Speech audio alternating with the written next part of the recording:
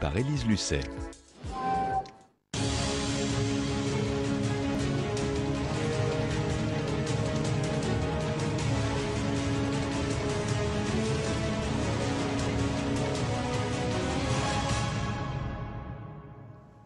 Le président du nouveau centre, Hervé Morin, est l'invité de Preuve par 3. Bonsoir. Bonsoir. Merci d'être avec nous. 2012, plus que jamais dans toutes les têtes. Nicolas Sarkozy, dont vous avez été le ministre de la Défense, je le rappelle, il y a quelques mois encore, semble de plus en plus en campagne. Il défend son bilan.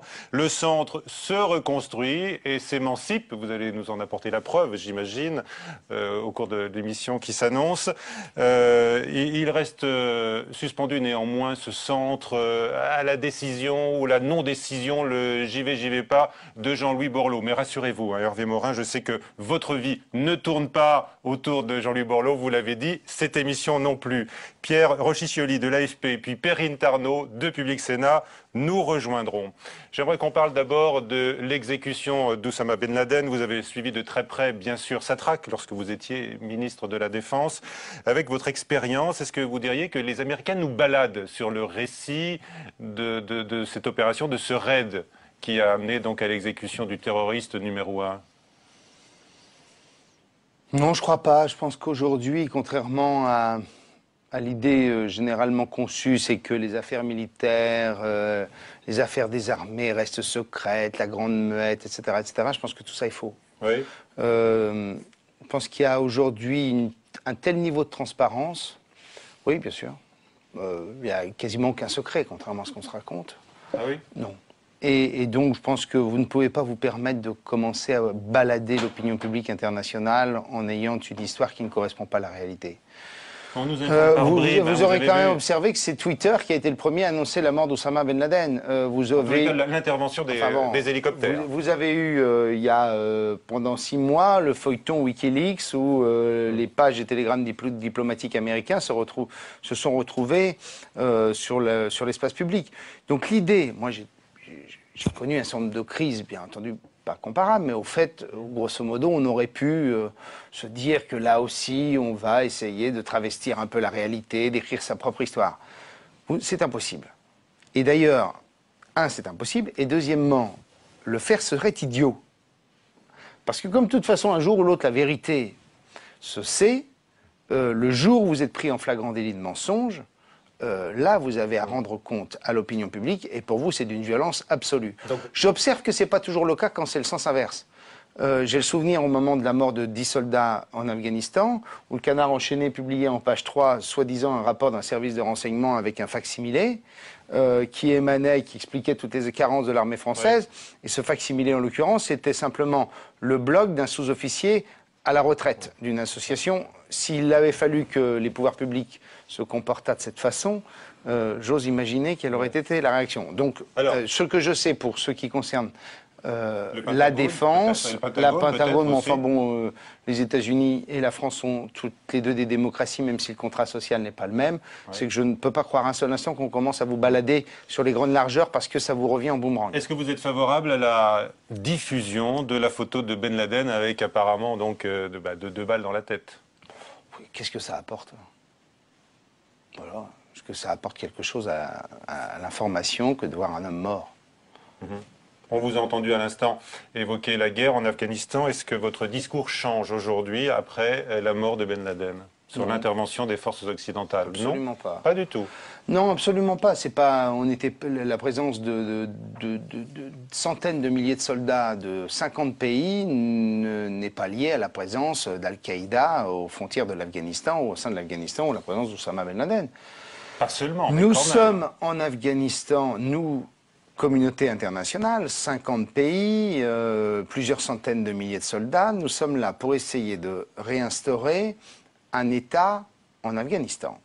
Une police, une justice, une armée, un État de droit, enfin autant que possible. Les valeurs, une gouvernance, la reconstruction d'un pays, l'accès des jeunes filles à l'école, etc., etc. Vous n'êtes pas là pour simplement faire la guerre à des terroristes. Si c'est si c'est la seule cause de votre présence, c'est que vous avez d'ores et déjà échoué. D'accord, mais on parle aujourd'hui même à Paris d'un départ. Alors attendez, moi ce que je crois profondément, je l'ai toujours dit, même d'ailleurs quand j'étais ministre de la Défense, Oui. qui parfois me valait un certain nombre de haussements de sourcils, c'est que je pense que l'année 2011, disons allez, 2012, sont des années charnières. Pourquoi? Parce que, à la demande de la France et ensuite des autres principaux membres de l'Alliance Atlantique, nous avons dit qu'il faut qu'il y ait un objectif clair et précis, qui soit en quelque sorte le témoignage à l'opinion publique. Et cet objectif clair et précis, c'est que nous soyons en mesure de pouvoir transférer un certain nombre de zones sous responsabilité afghane et de constater ensuite si les Afghans sont capables de tenir ces zones. L'OTAN a fixé un plan. Ce plan amène à un transfert de zones en 2011. Voyons si ça se fait. Voyons si ensuite les Afghans sont capables de tenir. Dans l'hypothèse où nous verrions que la théorie d'attache d'huile, ou progressivement, en quelque sorte, on donne à l'Afghanistan, aux autorités afghanes, des zones de responsabilité et on les étend progressivement, si nous voyons que cette stratégie-là... C'est pas la réalité pour l'instant, on voit bien le bourbier. Bien sûr. Si nous voyons que cette stratégie-là échoue, je crois qu'un jour ou l'autre, et moi je le dis clairement, il faudra s'interroger et se poser la question de notre présence en Afghanistan. Donc on pourra alors là s'interroger sur le sacrifice de 56 soldats français. Oui, j'entends bien, mais très honnêtement, si vous étiez capable d'écrire l'histoire en 2001, vous m'appelez. La Libye maintenant, est-ce que nous sommes face à une situation d'enlisement des forces occidentales pour vous? Non, je pense qu'on n'est pas en situation d'enlisement. Je pense en revanche qu'il faut qu'il y ait, peut-être avec l'accompagnement de l'Union africaine, de l'ONU, qu'il y ait un processus politique qui s'engage. Alors, pour l'instant, il n'y a pas de dialogue possible, mais je ne suis pas convaincu que des frappes aériennes sur plusieurs mois nous amène à régler... à faire partir Kadhafi. À faire partir Kadhafi pour faire court. Oui, voilà. D'accord. Ouais. Un mot sur la Syrie enfin, qui réprime durement. Alors là, sans être menacée, est-ce qu'il y a deux poids, deux mesures? Moi, j'espère qu'il y aura une réaction de la communauté internationale qui soit à la hauteur des exactions commises par le régime de Bachar el-Assad. En même temps, il y a un principe de réalisme. On ne peut pas... je veux dire, la communauté internationale, elle est face à des réalités et elle est bien obligée de faire avec. Et donc, bien entendu, il faut tout faire pour empêcher cela. Est-ce que tout d'un coup, on peut décider de s'engager militairement dans chaque pays qui se révolte? C'est une autre affaire quand même. J'ai encore une question en rapport avec votre passage au ministère de la Défense, Hervé Morin, le député socialiste Bernard Cazeneuve, qui sort un livre ces jours-ci, comme vous d'ailleurs. Hein, la semaine prochaine. Bernard Cazeneuve, rapporteur de la mission d'information sur l'attentat de Karachi, estime que le gouvernement auquel vous avez donc appartenu n'a transmis que des documents de seconde main en quelque sorte. Qu'est-ce que vous lui répondez? Bon, c'est faux. C'est faux? Oui. Il parle d'une démocratie malade. Ouais, enfin, je connais bien Bernard Cazeneuve. Oui. Je comprends très bien qu'il veuille se faire un coup de pub sur cette histoire. Moi, j'ai transmis tout ce qui était transmissible. J'ai même écrit au juge d'instruction, comment s'appelait-il, Trévidic, pour lui dire que j'avais d'autres documents que ceux qu'il me demandait.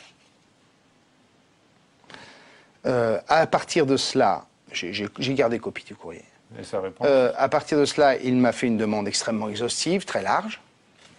J'ai transmis ça à l'ensemble des services du ministère de la Défense qui étaient susceptibles d'avoir des documents. Le ministère de la Défense les services du ministère ont fait une recherche la plus approfondie possible pour sortir tous les documents, services de renseignement compris. Pour être tout à fait honnête, pour me garantir qu'on ne me gardait pas des documents sous le coude, j'ai demandé à chaque patron de me confirmer par écrit qu'ils avaient fourni tous les documents qui pouvaient intéresser l'affaire. Donc honnêtement, moi, soit on m'a menti, soit... Vous ne l'excluez pas. Non mais je veux dire... où on peut retrouver des documents qu'on n'aurait pas retrouvés, parce que honnêtement, on demande parfois des documents qui datent de 10 à 15 ans, qui sont dans des rayonnages. Mais moi, j'ai fait mon travail parce que j'estime que pour les familles des victimes, il y a un devoir de vérité.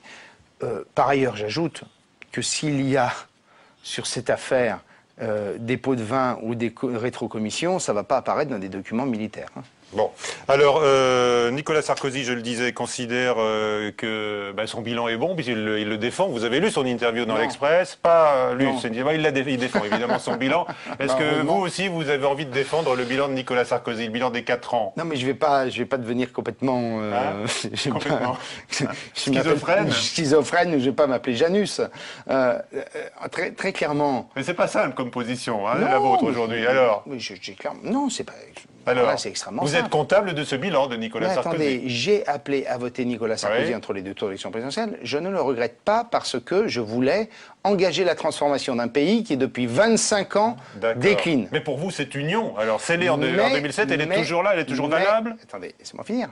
Mais en même temps, aujourd'hui, je porte un projet qui doit être un projet alternatif. Parce qu'il y a le fonctionnement du pouvoir. La démocratie telle qu'elle existe aujourd'hui en France ne me convient pas. Je veux un système plus équilibré.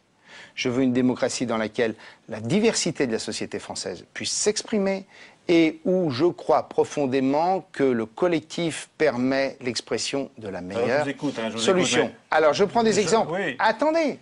L'exemple. Mais en filigrane, c'est la critique de la gouvernance de Nicolas Sarkozy, ce que vous nous dites là. Moi, je n'ai jamais cru en l'homme providentiel. Et d'ailleurs, les centristes, naturellement, veulent une démocratie qui soit une démocratie dans laquelle il y ait des pouvoirs et des contre-pouvoirs. Non pas pour empêcher le pouvoir, mais au contraire pour permettre au pouvoir d'être en capacité de convaincre l'opinion publique parce qu'il a construit, formaté, convaincu sa propre majorité. Je vais prendre un exemple, parce que c'est mieux de prendre des exemples. Prenons un exemple. Vous avez aujourd'hui, à l'heure où je vous parle, un débat à l'Assemblée nationale qui s'appelle le débat sur la règle d'or, c'est-à-dire l'interdiction des déséquilibres, des déficits de fonctionnement. La France vit en situation de déficit budgétaire depuis 30 ans. Nous sommes passés de 300 milliards d'euros de déficit budgétaire, dernier budget en équilibre, Raymond Barre, un centriste, à 1800 milliards. La totalité de l'impôt sur le revenu ne suffit pas pour payer les intérêts de la dette. La France est dans une situation budgétaire et d'endettement qui l'amènera à être confrontée aux mêmes réalités que la Grèce dans quelques années si elle ne répond pas à cet engagement. Nous avons donc dit, non pas seulement parce qu'il faut s'occuper, ne pas porter sur les générations futures la charge de la dette, mais aussi pour une question de souveraineté et d'indépendance. Parce que quand votre endettement devient massif, ce sont les marchés et ce sont les autres qui décident de votre politique. Nous avons dit, pour faciliter la vertu, il nous faut introduire cette obligation constitutionnelle de présenter un budget en équilibre. En 2008, j'ai encore le souvenir d'un président de la République en face de moi avec mes collègues du Nouveau Centre disant « cette règle-là, c'est très bien, mais c'est d'abord une question de volonté politique, il n'y a pas besoin de règles ». Je constate que 3 ans plus tard, le même président de la République trouve que c'est tellement bien qu'il le fait inscrire à l'ordre du jour de l'Assemblée nationale. Eh bien, si nous avions eu un gouvernement de coalition dans lequel une expression, une expression différente voulant participer à la construction eût été écoutée, nous ne serions peut-être pas là. Alors, on va voir si votre parole se libère plus avant avec Pierre Rochicioli de l'AFP qui va nous rejoindre. Un mot avant de voir un petit peu où en est votre ambition pour le centre. Un mot quand même sur la mort d'un grand centriste. On a appris aujourd'hui le décès de Bernard Stasi. Voilà l'exemple d'un centriste qui était habité par de fortes convictions. Vous avez quel souvenir? Qu'est-ce que vous avez envie de dire sur lui? Un homme de cœur, de respect de l'individu, de tolérance, de respect de la diversité, de la différence d'expression, et un immense Européen. Voilà, un Européen fédéral comme nous voulons l'être. Très bien. Alors, Hervé Morin, comme Nicolas Sarkozy, j'ai vu un même point commun, vous multipliez les déplacements en ce moment. Non, je fais un tour de France. Vous êtes dans la Somme, demain, vous promenez beaucoup. Demain, je suis dans la Manche. Dans la Manche, ah oui, c'est ça, dans la Manche. Demain, je vais voir, j'ai une journée consacrée, d'une part, à la production laitière, et après à l'ostréiculture. Voilà, avec donc ce livre à paraître où vous dénoncez le mépris dont les Français sont l'objet selon vous. Thomas Raguet. Hop, pousse-toi, là. Université d'été du Nouveau Centre en août dernier. Hervé Morin, alors toujours au gouvernement, joue collectif, mais se permet quelques crocs en jambes. Sur la politique sécuritaire du gouvernement notamment. Il y a un temps où nous devons exercer notre liberté de parole. Une critique plutôt sobre, mais un premier signe d'émancipation pour le président du Nouveau Centre. 2 mois plus tard, il est débarqué du gouvernement. Sa parole se fait alors plus libre. J'ai vu apparaître une équipe de campagne UMP proche du RPR. Hervé Morin se verrait bien incarner seul ce centre, mais Jean-Louis Borloo, de son côté, passe à l'offensive en quittant l'UMP. On a évidemment vocation à avoir un candidat à cette élection-là. Hervé Morin, désormais émancipé, défie le chef de l'État. Dans son nouveau livre, ses critiques se font plus aiguisées. Mais pour ses anciens amis du MoDem, Hervé Morin est dans l'impasse. On ne peut pas être à ce point, avoir été à ce point dans le système, avoir à ce point aidé le président de la République et à ce point s'en détacher. D'ailleurs, c'est d'une certaine façon pas très correct vis-à-vis de la majorité et vis-à-vis du président de la République. Et je pense que les gens, ils ont besoin aussi d'un certain nombre de fidélité aux idées et aux gens qui les portent. Et donc ça, ils reconnaîtront cela, me semble-t-il. Quant aux centristes de l'UMP, il digère mal son revirement des derniers mois. Je ne pense pas que les centristes vont faire gagner leurs idées avec des arrêts de vivre et des petites phrases. Je crois d'ailleurs que Jean-Louis Borloo l'a très bien compris, lui, parce qu'il essaie de se positionner sur des sujets de fond. À force d'émancipation, Hervé Morin est désormais libre de parole et de mouvement, tellement libre qu'il en paraîtrait presque seul. Voilà, avec Pierre Rochiccioli, donc maintenant de l'AFP, qui nous a rejoint. Hervé Morin, bonjour. Bonsoir. Bonsoir même. Alors en 2007, vous avez quitté François Bayrou pour Je n'ai pas quitté François Bayrou. Je refuse cela. Non. Vous avez apporté en tout cas votre soutien à Nicolas Sarkozy. Non. On peut dire nous ça. avons, monsieur Rochiccioli, nous avons même déjeuné ensemble ce midi. Je vous ai raconté précisément les choses qui sont d'ailleurs dans le livre qui paraîtra. J'ai toujours dit à François Bayrou que je soutiendrais Nicolas Sarkozy. François Bayrou qui vous a quitté, d'une certaine manière. J'ai toujours dit à François Bayrou que je soutiendrais Nicolas Sarkozy parce que les valeurs que je défends ne m'amènent pas à un accord avec le Parti socialiste et avec ses camarades de gauche. Et donc, quand François Bayrou, qui, je vous le rappelle, a été secrétaire général de Valéry Giscard d'Estaing, membre d'Édouard Balladur, président du DF, décide de ne pas appelle les Français à ne pas voter Nicolas Sarkozy, je vous le rappelle, c'est lui qui abandonne sa famille politique. Permettez-moi de vous inviter à lire un sondage qui va paraître dans 48 heures. À la question qui a été posée sur, notamment aux Français, est-ce que le centre doit être naturellement associé à un parti de droite et à un parti de gauche? Je ne dévoile pas le sondage, mais quand vous aurez le résultat, vous verrez à quel point ma position n'est pas simplement celle d'un sondage, mais elle a été aussi celle des Français. Je vous rappelle que 70% des Français qui ont voté François Bayrou au premier tour ont fait le même choix que moi. Donc, s'il vous plaît, le côté « il y a ceux qui ont quitté Bayrou », merci. D'accord ? Bon, alors vous n'avez pas quitté François Bayrou, mais vous avez quand même appelé à voter Nicolas Sarkozy. Ben, attendez, au premier tour, non, monsieur Morin.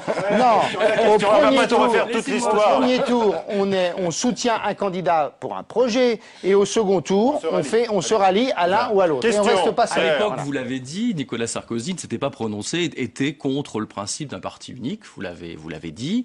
Et quand vous avez quitté le gouvernement, vous avez, on l'a rappelé tout à l'heure, dénoncé l'arrivée d'un État RPR. Est-ce que vous avez le sentiment d'avoir été floué par le candidat Sarkozy, par les promesses du candidat Sarkozy? Moi, j'ai le souvenir de ce que m'a dit le président de la République.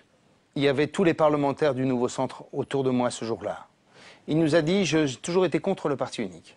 J'ai toujours pensé que la majorité se porterait mieux si s'il y avait au moins 2 partis, notamment une expression centriste. Qu'est-ce qu'il nous a demandé? Il nous a dit, voilà, c'est un contrat, et c'est un contrat de majorité. Ce contrat de majorité, sauf bouleversement politique majeur qui fait que vous décidez de le rompre, ce contrat de majorité, il repose sur 2 choses simples, le vote du budget, le vote de la loi de financement de la sécurité sociale, et bien sûr la motion de censure et la question de confiance. Sur le reste, soyez vous-même. Moi, ce que je regrette, sincèrement, c'est que la faiblesse, l'absence, notre force insuffisante, nous ait empêché de pouvoir exprimer et de peser assez sur les choix et les arbitrages de la majorité. Donc c'est de votre... fier d'avoir participé à un gouvernement qui a enfin réalisé une réforme qui restera historique. L'autonomie des universités. Bravo. Tous les gouvernements de droite et de gauche le voulaient. L'ancien universitaire que je suis l'espérait. Tout ça fait que sur ce sujet-là, comme sur bien d'autres, je suis fier de ça. Et en même temps, il y a eu un certain nombre d'erreurs, de fautes et des déceptions sur un certain nombre de sujets. Voilà. Oui, mais vous dites... la République exemplaire. Vous ne dites pas que c'est Nicolas Sarkozy qui a... Prenons un exemple simple. Est-ce que la République a été exemplaire comme nous le souhaitions? Je ne le crois pas. Alors justement, sur ce point, vous avez dit en quittant le gouvernement que vous étiez heureux d'avoir retrouvé votre liberté de parole. C'est vrai. Bon, ben, vous avez alors l'occasion de l'exercer. Vous voyez bien. On attend. Mais on n'est pas dans une espèce de provocation, machin, etc. Non, mais vous savez. Malgré vos déceptions, vous dites la façon dont la France a été gouvernée n'a pas été bonne. Je crois savoir que dans votre livre, vous faites un lien avec la personnalité du chef de l'État. Qu'est-ce que vous voulez dire? Et sur le mode de gouvernance de Nicolas Sarkozy, quel bilan vous tirez sur ces 4 ans passés à ses côtés? Vous voyez, je vais faire un mea culpa. J'étais de ceux qui considéraient qu'il fallait supprimer la fonction de Premier ministre dès lors qu'on avait un quinquennat qui était accompagné d'élections législatives qui avaient lieu dans la foulée. Je pense que c'est une erreur. Je pense qu'on a besoin d'un vrai Premier ministre qui soit celui qui conduit la politique de la nation au quotidien. Qu'on a besoin d'un président de la République qui prenne de la hauteur, qui donne un sens. Je pense que sur ce sujet-là, on n'a pas... voilà, que sur ce sujet-là, on a eu un président de la République qui a été Premier ministre en même temps. C'est pas la faute de François Fillon. Non, bah après, probablement qu'il y a des rapports de force que vous êtes capable de construire ou non. Je pense que les arbitrages rendus par le président de la République sur des sujets relevant de l'interministériel ou du Premier ministre empêchent probablement de pouvoir construire une démocratie dans laquelle les Français, d'une part, constatent l'action quotidienne à travers un Premier ministre et par un peu plus de rareté dans la parole, obtiennent du président de la République le sens de l'action menée par le chef de l'État pour transformer le pays. Alors on va revenir un petit peu sur l'actualité. Hier soir, vous avez rencontré vos amis centristes, Jean-Louis Borloo, Jean-Marie Bockel, je ne vais pas tous les citer, bon, qui sont... pas là. Pas Jean-Marie Bockel, enfin ceux qui sont partenaires de la future Confédération centriste. Vous vous êtes mis d'accord sur le principe de valeurs et sur les statuts de la future Confédération. En ce qui concerne les valeurs, qu'est-ce qui vous différencie aujourd'hui de l'UMP? Bah écoutez, on vient d'évoquer des sujets. La question de la gouvernance, du comportement au pouvoir, de ce que j'appelle pour moi la sobriété du pouvoir. Je pense que les Français ne veulent pas un État modeste, mais ils veulent un État sobre. Sobre dans la dépense, sobre dans l'exercice quotidien du pouvoir, sobre avec ce qu'il faut de hauteur, mais ce qu'il faut aussi de proximité.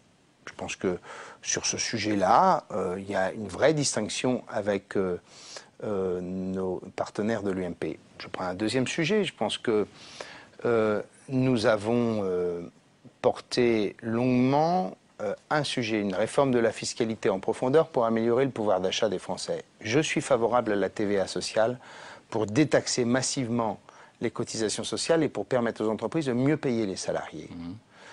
Et pour faire en sorte que tous les produits importés, au moment de l'acte de consommation, financent une partie de notre protection sociale. Nous sommes, troisième sujet par exemple, profondément favorables à la construction d'une Europe fédérale, où on va vers plus d'intégration politique, plus d'intégration fiscale, plus d'intégration sociale. Je ne suis pas certain que ça puisse se faire à 27, je pense que ça doit se faire. Mais ce n'est pas le cas de l'UMP. Bah, écoutez, j'ai jamais entendu l'UMP nous dire qu'elle était favorable à l'Europe fédérale. Et je ne crois pas que l'exercice du pouvoir tel qu'il a été pendant 5 ans démontre que le président de la République est favorable à une construction fédérale. Très bien. En ce qui concerne les statuts, vous avez ouvert la possibilité à des membres associés de participer à la Confédération, c'est-à-dire à des personnes qui pourraient éventuellement être des centristes qui conservent leur étiquette UMP. Oui.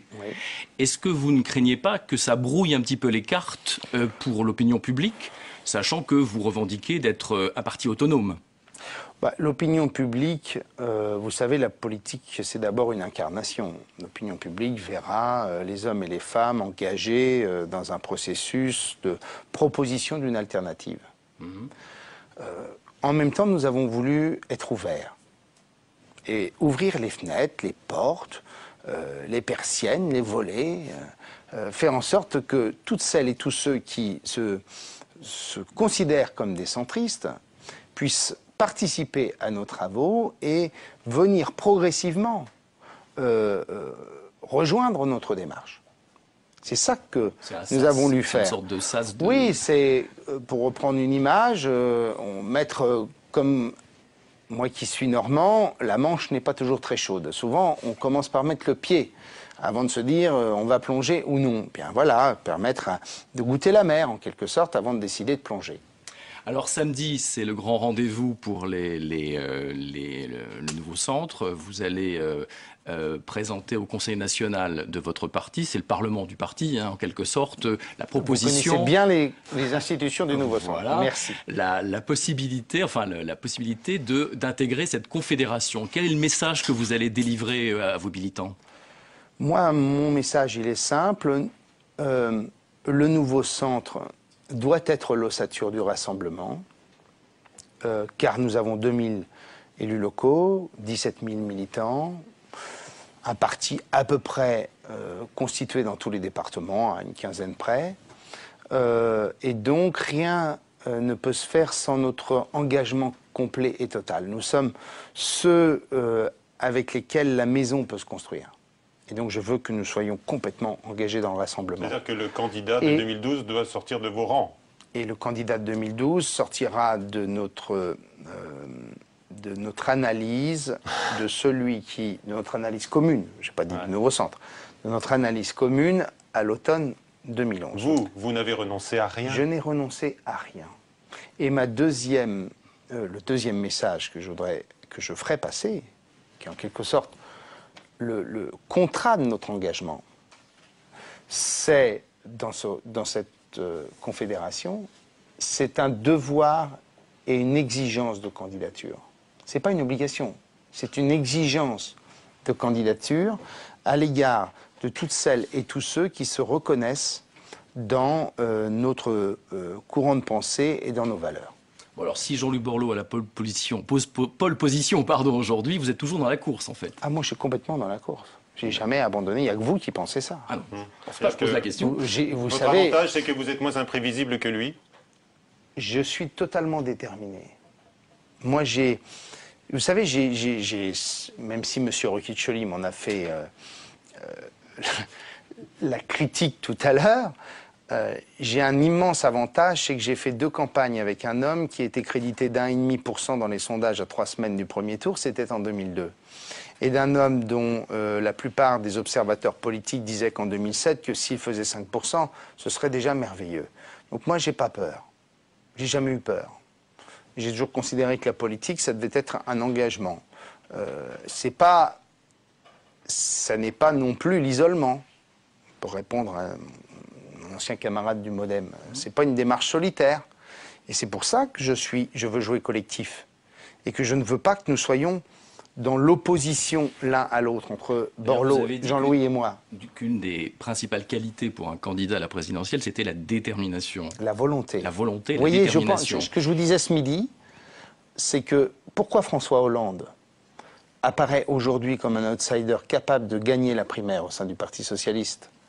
C'est parce que lui démontre une détermination et une volonté absolue. Et une détermination telle qu'il en est même capable de faire un immense effort d'ascèse.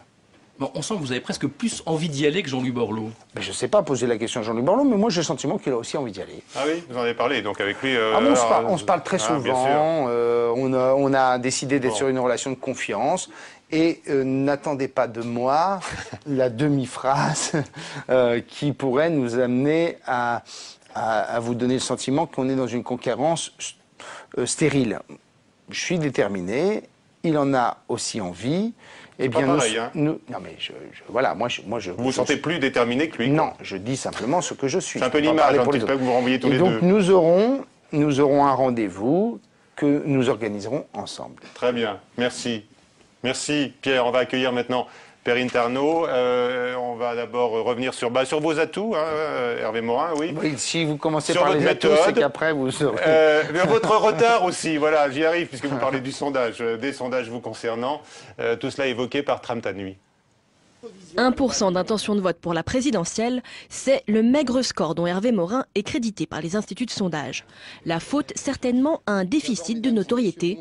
Alors le président du nouveau centre met les bouchées doubles. Sa première arme, il l'a dévoilée pour la nouvelle année.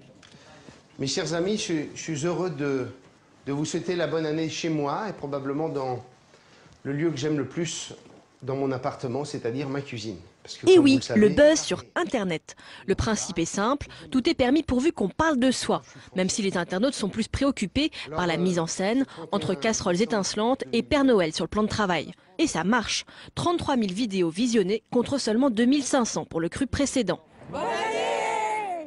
Mais ne vous y méprenez pas, Hervé Morin veut aussi prouver qu'il a du fond et du métier, loin de certains lapsus qu'il a laissés au ministère de la Défense. Parce que c'est difficile d'expliquer à des hommes et des femmes. Lui qui a mis 2 mois à apprendre le garde à vous paraissait peut-être un peu nonchalant aux yeux de la raideur militaire. Mais aujourd'hui, le Hervé Morin nouveau est arrivé. C'est un bosseur fou, répète-t-on dans son entourage. Entre les étapes de son Tour de France à la rencontre des préoccupations des citoyens, il potasserait, paraît-il, jour et nuit. Faire des coups, être dans le fond, le dosage n'est pas toujours évident. C'est en tout cas la recette d'Hervé Morin pour faire prendre la mayonnaise d'une éventuelle candidature. Et une démarche d'indépendance. Voilà, alors tout le monde a regardé cette vidéo, s'est moqué aussi, Hervé Morin. Vous l'aviez encore pas vu, la cuisine, incroyable.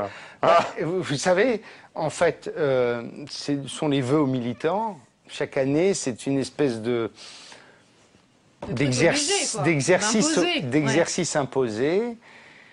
Et puis, comme je venais d'enregistrer une émission sur Cuisine TV, puisque j'aime faire la cuisine, ça vous a donné l'idée. Et on a eu cette idée, voilà. Et donc, ça a été un peu improvisé, un 23 décembre au soir. Bon, voilà. Alors, en effet, les cuisines. Bon, en tout cas, ça avait fait le mais j'ajoute que le Père Noël, c'est le Père Noël de mon petit garçon. Voilà. Non, ça change tout alors. On va revenir à la cuisine politique. Peut-être quelques mois auparavant, quand vous étiez à la Défense, ça n'a pas été un long fleuve tranquille. Hein. Oh c'est une magnifique responsabilité, c'est aussi une épreuve physique, voilà. Il y a eu pas mal de critiques, déjà dès votre nomination, peut-être qu'on vous trouvait que vous n'aviez pas la tête de l'emploi, trop souriant, trop décontracté. On a revu les images de la passation de pouvoir là, avec Michèle Alliot-Marie, elle marche de façon très solennelle, très raide. Bah oui, mais désolé. Vous avez eu du mal à vous mettre dans ces habits-là. Ma démarche, que certains qualifient de démarche de cow-boy, etc. Je suis désolé, ça, je ne la changerai pas. Bon, on a... Et c'est vrai que vous avez mis 2 mois à apprendre véritablement le... moi, je ne sais pas le faire, moi. Vous avez mis 2 mois à apprendre le garde à vous? Oui, j'ai pas mis 2 mois à apprendre. Jusqu'au jour où on m'a dit qu'il y avait quelques éléments à corriger. Bon, tout ça n'est pas dramatique. Je pense qu'en 3 ans et demi, j'ai fait beaucoup de choses au sein du ministère. J'ai engagé une réforme qu'on disait impossible. La réforme de la carte militaire, tout le monde me disait ça sera une jacquerie absolue, tous les élus seront dehors, etc. On en a parlé 24 heures. Je vois qu'on en a beaucoup moins parlé que de la fermeture d'un tribunal d'instance avec 5 personnes. Fermer une base aérienne de 2000 personnes, c'est 60 à 80 millions d'euros sur un bassin local, c'est un autre sujet. Mais j'ai apporté la preuve, au titre de la réforme de l'État, que par la concertation, le dialogue et la responsabilité, on pouvait transformer et changer quelque chose qui semblait impossible. Je l'ai fait pendant des mois, à discuter, à regarder, à convaincre chaque élu, chaque député, chaque sénateur, chaque maire. Et finalement, on fait une réforme qui nous permettra de réaliser 1,6 milliard d'euros d'économies de fonctionnement pour les armées, réinvestis dans l'équipement. Alors finalement, peut-être ce qui a été le plus dur à gérer quand vous étiez au ministère de la Défense, c'est les relations entre le chef de l'État et les militaires. Non, écoutez, moi j'ai fait mon boulot, je ne me suis pas posé ces questions-là. Je sais pas, on pense par exemple au propos de Nicolas Sarkozy au moment de la fusillade à Carcassonne où il avait traité les militaires d'amateurs. Il y a quand même eu des petites bisbilles. Oui, mais tout ça a été un procès. passait pas très bien entre le chef de l'État et l'armée. Tout ça a été un procès d'intention. Je le raconte dans mon livre, vous verrez. D'accord, donc on va attendre de lire votre livre, c'est ça? Bon, alors vous nous renvoyez à votre livre. Toujours. Il paraît que vous vous appuyez sur la personnalité de Nicolas Sarkozy pour critiquer sa gouvernance. Est-ce que vous pouvez nous en dire plus? Moi, je vous laisse le soin d'y apporter et de le lire. Ce que j'ai voulu faire à travers cet ouvrage, c'est d'abord et avant tout à la fois de mon expérience gouvernementale au cœur du pouvoir pendant 3 années et demie, et par ce Tour de France que j'ai engagé, de porter un projet politique. De dire, voilà mon expérience politique, voilà ce que j'entends en France, voilà les témoignages, voilà les expériences, voilà les innovations qui existent dans notre pays, et à partir de cela, qu'est-ce qu'on peut construire? Je vais prendre un exemple. J'ai travaillé beaucoup sur les questions d'éducation. Est-ce qu'on peut continuer à être dans un pays où 20% des jeunes sortent de CM2 en situation d'illettrisme, et 20% dont le niveau scolaire est extrêmement préoccupant. C'est-à-dire que sur une classe d'âge, vous en avez 40% qui sont sur le risque de l'exclusion, du chômage, voire pour un certain nombre Le constat, tout le monde le fait. Je constate, tout le monde le fait. J'apporte des solutions. J'apporte des solutions notamment à travers ce que j'ai pu constater.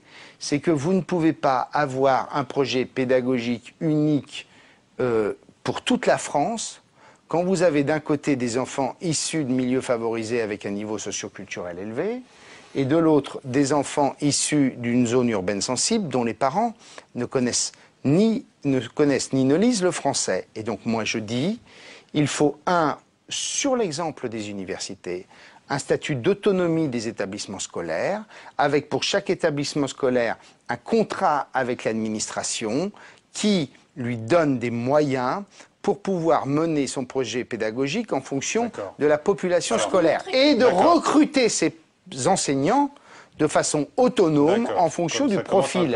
Alors, Perrine, un peu. Sur l'expérimentation. Il y a eu beaucoup d'expérimentations qui sont menées diverses et variées, qui souvent ne restent que des expérimentations. Donc vous mettez sur plein de dossiers de fond. La volonté, c'est de montrer que vous avez une crédibilité et l'habit d'un présidentiable. On a bien compris. Je vous remercie, mais sur ce Tour de France, avoir une idée sur un sujet, quoi, non? Oui, j'espère. Voilà. Sur ce Tour de France, vous inspirez un petit peu aussi la campagne de François Bayrou en 2007, qui était parti comme ça très en amont, en visitant région par région et en exploitant tous ces thèmes. Je ne cherche pas à faire d'exemple de François Bayrou. Vous pourriez prendre Jacques Chirac, vous pourriez en prendre beaucoup d'autres. Pourquoi je veux porter l'idée d'une société de la reconnaissance? C'est le thème que je souhaite développer. Parce que j'entends tous les jours des Français qui ont le sentiment de ne pas être respectés ni reconnus, qui ont le sentiment qu'on ne leur accorde pas la reconnaissance qui devrait être la leur en fonction de ce qu'ils apportent à la société française. Alors c'est bien entendu la question du pouvoir d'achat. Quand vous allez... Je vais vous donner un exemple concret. C'est ça qui est passionnant, c'est absolument passionnant ce Tour de France. Quand vous allez dans une endiverie, je ne sais pas si vous avez déjà été dans une endiverie, je ne pense pas que vous sachiez comment se cultive l'endive. Moi non plus, je ne le savais pas, tout en ayant des racines paysannes. Que des femmes qui ont 25 ans de boulot, qui ont bien entendu des problèmes articulaires et musculaires liés à la répétition des gestes, et que ces femmes avec lesquelles vous prenez un verre, vous dites, monsieur, écoutez, vous avez une bonne tête, vous m'êtes sympathique, mais qu'est-ce que vous pouvez pour moi? Je travaille depuis 25 ans et je gagne 1100 € par mois. Et c'est un scandale. Et ils ont raison, c'est un scandale. Et c'est pas la prime du gouvernement qui va les aider? Pas le sujet. Le sujet, c'est comment on fait pour améliorer le pouvoir d'achat. Et j'évoquais l'exonération des cotisations sociales et faire en sorte que la vie coûte moins cher. C'est une politique de logement. Je prends un autre exemple de ce que, pour moi, peut représenter une société de la reconnaissance. Avant-hier soir, j'ai été dans un service d'urgence de la PHP, des hôpitaux de Paris, à l'Hôtel-Dieu, précisément. La reconnaissance pour une aide-soignante passionnée par son métier, ou pour un infirmier, et qui a choisi ce métier en sachant que de toute façon, on ne va pas gagner des 1000 et des 100. Mais que, on lui donne la possibilité de la promotion sociale, c'est-à-dire de financer un parcours professionnel de l'aide-soignante, qui a d'abord été agent de service, qui est devenue aide-soignante, de pouvoir être infirmière. Il y a moyens de financer ses parcours professionnels, oui. Deuxième exemple, que la salle de garde, c'est-à-dire là où on passe ses nuits, etc., bien que la peinture soit à peu près correcte, que la douche ne soit pas remplie de moisis, qu'il n'y ait pas un seul lit pour 4 personnes. C'est aussi ça, la reconnaissance de nos compatriotes. Comment est-ce que vous qualifiez aujourd'hui vos relations avec Nicolas Sarkozy? Elles sont bonnes, oui, mais on ne se parle pas. Et après la publication de votre livre, vous ne vous parlerez plus jamais? Oh, écoutez... Plus du tout, pendant quelque temps. Écoutez, vous savez, j'ai le souvenir d'un certain nombre de membres du gouvernement ayant eu des propos assez terribles sur le président de la République et qui, quelques semaines après, rentraient au gouvernement. Souvenez-vous de ce qu'a pu dire Thierry Mariani, par exemple. Vous vous souvenez pas? Oui. Quel est le plus grand défaut, puisque vous dites qu'il est brutal, outré, indécent et que sa gouvernance lui ressemble? J'ai pas dit ça comme ça, mais enfin... dans votre livre, c'est des mots qui reviennent. C'est pas... ça, c'est du résumé, etc. Mais ce sont des mots. Non, parce que si vous prenez un bout de phrase et qu'à partir de ça, vous en faites un texte... Quel est le défaut, alors, que vous lui reprochez en priorité, que vous lui adressez, pardon? Le sentiment que, quand on fait les choses, comment vous le dire? Le sentiment qu'il faut s'occuper de tout. Et qu'il n'y a que lui qui fait bien. D'accord. Merci, Hervé Morin. Merci, Perrine. La semaine prochaine, Laurent Fabius sera notre invité. Bonsoir à tous. Un autre Normand. Voilà, un autre Normand.